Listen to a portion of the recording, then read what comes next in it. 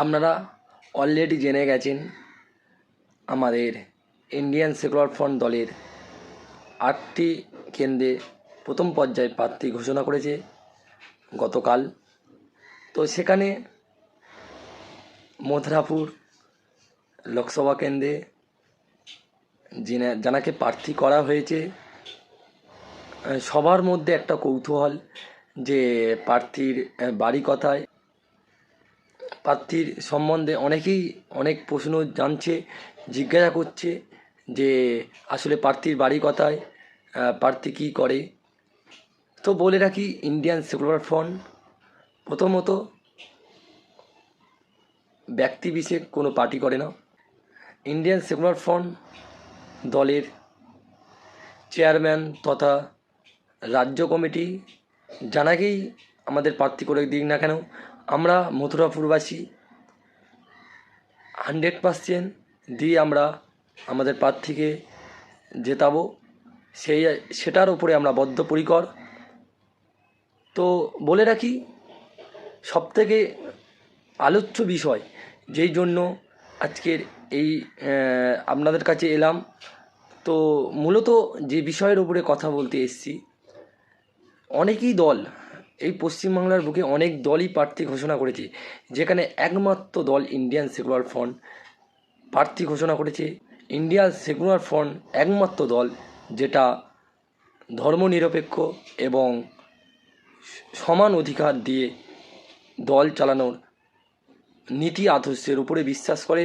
তাই Indian secular ফ্রন্টে যারা এতদিন ধরে তামাকা লাগিয়ে আসছিল এটা মুসলিমদের দল, এটা মুসলিমদের দল, সেখানে চোখে আঙুল দিয়ে দেখিয়ে দিল এটা একমাত্র অসহায়, লাঞ্ছিত, বঞ্চিত, গরিবের কথা বলার দল। তো সেখানে আপনারা দেখেছেন 50% দুটো ধর্মকে নিয়ে, 50% হিন্দু, 50% মুসলিম সম্প্রদায়ের মানুষকে প্রার্থী করেছে ইন্ডিয়ান সেকুলার ফ্রন্ট। আমরা মথুরাপুর কেন্দ্রের প্রত্যেকটি ভোটার, প্রত্যেকটি নেতৃত্ব আমরা আমাদের 100% দিয়ে আমরা প্রার্থীকে আমরা জেতাবো। আমাদের প্রার্থী অধ্যাপক অজয় কুমার দাস, যিনি বিদ্যাসাগর কলেজের অধ্যাপক এবং অত্যন্ত লড়াকু নেতৃত্ব। তাই আমরা সবাই ঝাঁপিয়ে পড়ব এবং মানুষ তাইকে রয়েছে ইন্ডিয়ান সেকুলার ফ্রন্টে ভোট দেওয়ার জন্য, প্রার্থী কে হচ্ছে তার অপেক্ষায়। তো ফাইনালি আমরা প্রার্থী যখন পেয়ে গেছি, আমরা টানার জন্য আমরা আগামীকাল শনিবার থেকে আমরা ঝাঁপিয়ে পড়ব মথুরাপুর কেন্দ্রে আইএসএফ মনোনীত প্রার্থী Indian secular front Ajay Kumar Das অধ্যাপক। আরেকটা বিষয় যারা জানার চেষ্টা করছে যে প্রার্থীর বাড়ি কোথায়, দেখুন প্রার্থীর বাড়ি কোথায় এটা বড় বিষয় নয়, তারপরেও বলছি প্রার্থী আমাদের ডানকুনিতে বাড়ি এবং প্রার্থী বিদ্যাসাগর কলেজের অধ্যাপক, অত্যন্ত এডুকেট পার্সন আমাদের প্রার্থী।